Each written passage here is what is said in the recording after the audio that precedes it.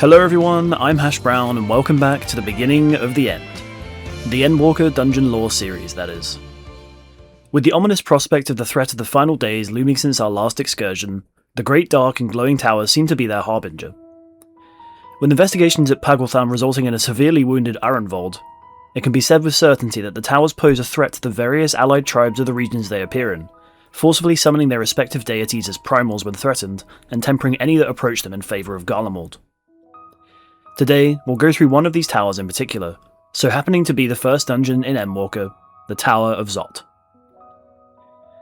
Following the days at Pagwaltham, a request was sent to the scholars of Sharlayan for aid against the Garlean Empire. The representative arrives in the form of Fourchenault l'Eveilleur, father of Alizé and Alphinaud, who states that the forum's stance is of non-intervention, and they outright refuse to join the effort, maintaining their stance of preserving history. Afterwards we receive an urgent warning from a Sylph ally, with the Telophoroi marching through Zelphatol on their way to Cartaneau Flats. With paths converging once more, Fandaniel attempts to make use of the ethereal confluence stored there by detonating it with various glyphs, attempting to cause a great withering of the ether, prompting earthquakes, floods, and other disasters in an attempt to bring about yet another calamity. With the Grand Company of Eorzea's assistance, the Scions take to the field and manage to hold off the lunar primals running rampant, freeing many from tempering in the meantime. With Y'shtola and Thancred choosing to investigate the towers while waiting for a permit to visit Sharlayan, they discover that the ether in essentially all areas of Eorzea has been affected, with the general amount of ambient ether reduced, leading to the conclusion that the towers themselves are drawing upon the ether. After a while, the message from Krarl finally arrives, and we make our way to Sharlayan in the hopes of investigating both the forum's decision and to gain some knowledge from the archives about the final days. We first investigate at Numenon, the Grand Library in the city-state, learning some more about the origins of Sharlayan as a whole, and trying to research more with the Scions. We spend some time in the city itself, posing as a servant at the last stand and asking some of the patrons questions about the final days, and after Alizé spots a suspicious amount of gleaners carrying materials towards Labyrinthos, we head there to question some of them, hoping for a more open answer than that given by the local scholars.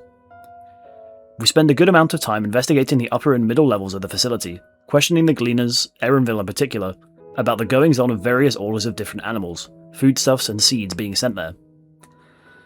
After eavesdropping on a conversation with some of the forum members disguised as toads, the group is soon apprehended by Fourchenault himself, and brought to the rostra to face an inquiry from the entire forum. Even after explaining our case, Fourchenault remains determined to remain as observers, citing the constant intervention of the Scions.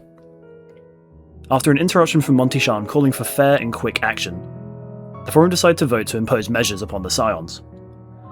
With the vote, the students of Baldesion are required to cease action within Sharlayan, and postpone their investigation into the forum and its decisions. Reaching a brick wall, we decide to head to Thavnair with our other allies to respond to a request for aid from an alchemist friend of Krarl. With the help of a researcher at the Confluence in Sharlayan, they allow us to travel to the Aetheryte in Thavnair despite never having been there, resulting in a very shaky landing, leaving all but Estinian with ether sickness. After recovering, we look to get a lay of the land from the locals. Unsurprisingly, the tower at Thavnair seems to be the most prominent thought on their minds, as it looms unnervingly over the region, tempering any who come close. After helping Manusya, one of the local Matanga, with selling his fish, we learn from Estinian that his fellows are often being kidnapped in the area of late, with many disappearing when travelling along the road. Thancred suggests following him along the way to ensure his safety, and for a good reason as well, as we find Manusya surrounded by tempered Imperials from the tower. Manusya tells us that some of the creatures appearing from the tower seem to represent those of Arcosadara divinities, leading them to nickname the tower Zot, an old tongue word for the House of Divinities. Manusya, however, believes them horrible imitations, and soon tells us of their true nature. We head to Akiali, Manusya's hometown and a small fishing village, questioning the locals of the Manusya and the Murga's history. The former we learn are those that represent the forms of men, and the latter those that represent the form of beasts. Among them are many different divinities, varied in their purpose and powers. We learn that the two forms were once locked in combat, but both sides eventually decided what the other had more of, might for the Manusya and wisdom for the Murga, so they traded their heads and brought about gods of both aspects, resulting in harmony, and as a show of respect between them, the Manusya wore beast masks, and the Murga bore the limbs of men from then on. Returning to Manusya, he shows us three of the most revered deities, sisters known for different facets of wisdom. Sindaruva, the eldest and most revered, Sandaruva, known for her wealth and the traders that follow her, and Mindaruva, known for her crafts and the resulting following of weavers. We soon head to the Great Work to meet Nidhana, the friend of Kryle's who sent the request for assistance in Thavnair. Finding many of the workers there strewn across the floor, we are thankful to discover that they are simply exhausted from work, but rebound after a boy named Varshan delivers more dragon scales for their experiments. Nidhana is among them, and after introductions we help her with the creation of a tool used to ward off the tempering pulse given off by the tower, hoping to give a fighting chance to those without the Blessing of Light. We then accompany her to gather Spirit Weed, a herb required for the creation of the talismans, defending her from tempered soldiers and learning about the satrap at Radzahan. Returning with the herb, Varshan arrives and we assist him with another errand of collecting Giant Skull, heading to a Radiant Host outpost near the tower. We speak to the guard there, learning that fiends have been occasionally lashing out across the shore near to it, and that the tempering effect grows worse nearer to the small island the tower perches on. After retrieving the Giant Skull from Zenuha, we return to the Great Worker Nidhana, giving her the reagents and having a short rest with our other allies. We worryingly spot Fandaniel spying on the group, and after a short chase, hear a cry of celebration from the alchemists. We find Nidhana standing with a completed talisman, a warding scale, capable of protecting its holder completely from the tower's influence. Immediately, we set out with her to venture towards the tower for a field test, providing assistance should the protection fail. At first, all seems to be going well, and as the boat crosses the threshold of the tower, the scale works as expected. After reaching its entrance, the test seems to be at its completion, but as Nidhana turns away, ethereal chains bind and pull her inside the structure. The Warrior of Light pursues at once, and we once again see the horrid fleshy interior of the place, with many Matanga already trapped and bound within the slots designed for its victims. We spot Nidhana held aloft by Fandaniel, forcing her into one of the slots as we approach, enthralling and incapacitating her as the scale drops to the floor. He regales us with a tale of one of his past lives, revealing himself to once have been Amon, a chief researcher of the Allagan Empire and one trusted by Xande himself. We also see Emet-Selch approaching him, attempting to recruit him back to the Ascians before the fall of the Empire. After recovering from the flashback, the Warrior of Light turns to find Fandaniel gone, and his gloating voice tells us our friends are much more useful alive as fuel to the primals from the towers. After returning unsuccessful from our trip, we make a short journey to Radzahan to meet the satrap, the leader of the region. Soon discovering that the secret behind the satrap was the dragon Vritra, they too request our aid in vanquishing the tower to free Nidhana and the others trapped within. At last, we return to Sharlayan and our other allies, ready to make a plan to breach the tower. Urianger theorizes that as the towers appeared by magical means, the magics which they employ must be maintained by some manner of core within, allowing it to persist in the area. We therefore decide to enter the tower as a group, with one half managing the healing of the captives should they be forced to summon a primal, and the other heading up through its winding corridors to the top, searching for the core to destroy it and make the tower disappear. We head back to the shore near the Radiant Host outpost, regrouping there and meeting with Varshan once again. He hands out completed warding scales to the rest of the Scions, and Y'shtola recaps the plan to be sure. With the Warrior of Light's party heading through to the core, and the others focusing on the sustaining of those trapped, and Urianger notes to be careful of the deities called forth, those of Thavnairian myth, as we turn the boat to enter the dangerous interior of the Tempering Tower.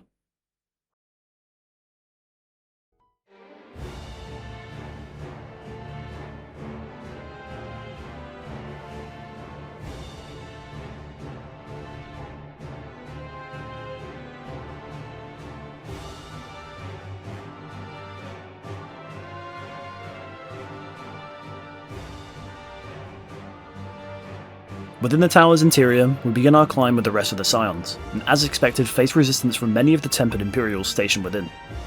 One thing worth noting about the tower is that, while the name Zot refers to the House of Divinities of the Thavnairian people, it also references a tower of the same name from Final Fantasy IV, in which the Mega Sisters and Barbarisha fought against the party. And the music too matches that of Final Fantasy IV.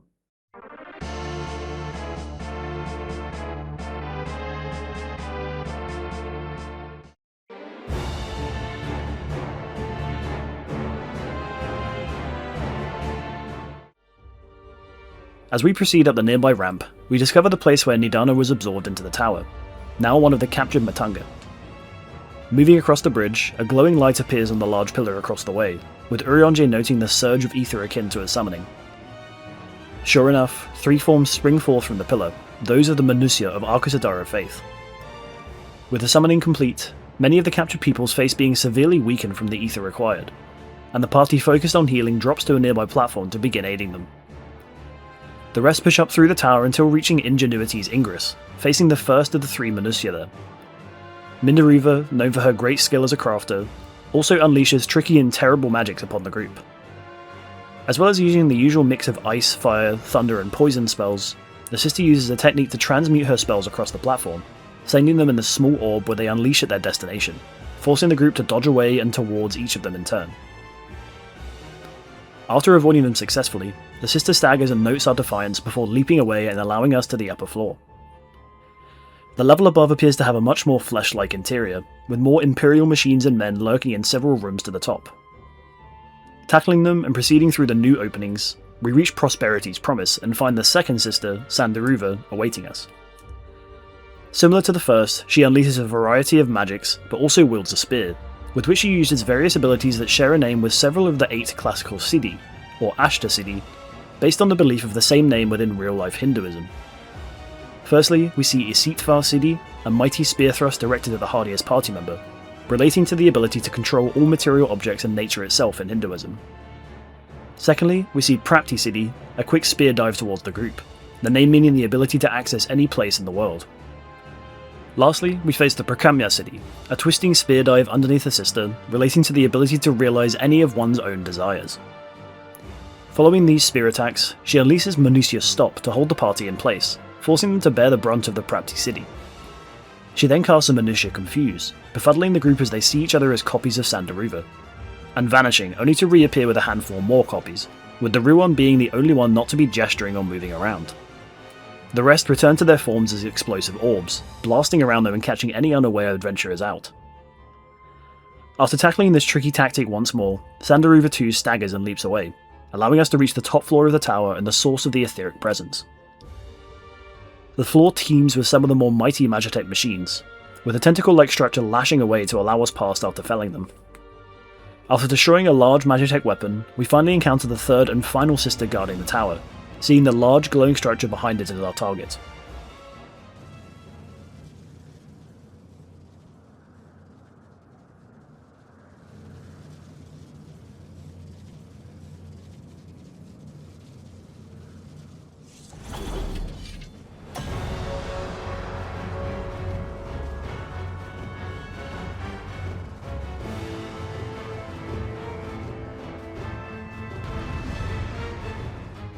The sister declares their desire to protect the tower, slamming her scythe down and preparing to face us. As we engage Sandaruva, the eldest sister, she initiates with a magical attack known as the Samsara, referencing once more to Hinduism, being the word for the cycle of life, death, and rebirth. As she does so, her sisters join the fight, preparing their almighty joint attack in the form of Delta attack.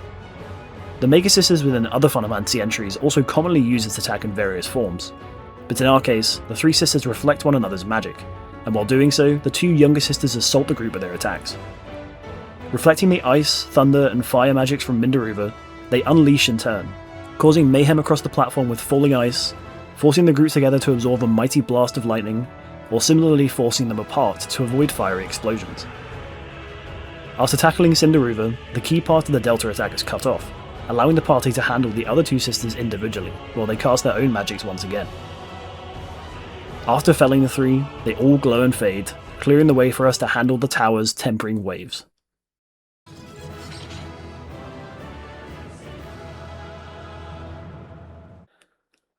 The rest of the Scions arrive at the tower's peak to join us, and Y'shtola reaches out to feel the ether pulsating from within the tower's core. Shocked, she senses something buried within it, only to realise it to be a man's limb. Estinian then promptly launches skyward and destroys it, causing the tower to shake violently, confirming Orionje's theory that the tower exists only while the core is intact. As it starts to vanish beneath our feet, Grahatir quickly wields his staff, attempting to cast a floating spell as it disappears completely. We find ourselves suddenly upon the sand of the isle where the tower stood, with all of the captured Matunga now freed from their bindings and unconscious. All the Scions seem fine too, but Graha appears overexerted from the spell, lying in a daze nearby. Wishing to cure the corrupted minds of those captured, Alizé and Y'shtola put out a summons for more Porksies and for local mages to assist. Varshan too arrives on the scene, having seen the tower suddenly vanish, and we request assistance for his people, Nidhana included, to be carried to safety. And with its vanishing ends the tale of the Tower of Zot. a tempering force that terrorised the nearby villages of Thavnair. Although its core was destroyed, we can only wonder what the limb found within it could mean. Although thankfully, the necessity of the core itself will help our allies to remove more towers with the help of the newly created warding scales. With Fandaniel pulling the strings for Garlemald and for Xenos, the eyes of the Eorzean Alliance turn northward, as we get ready to face its snowy climbs to stop the tempering of all peoples by the Ascian threat. I hope you enjoyed this video. If you did, leave a like and subscribe to the channel for more like it. Thanks for watching, and I'll see you next time for the Tower of Babel.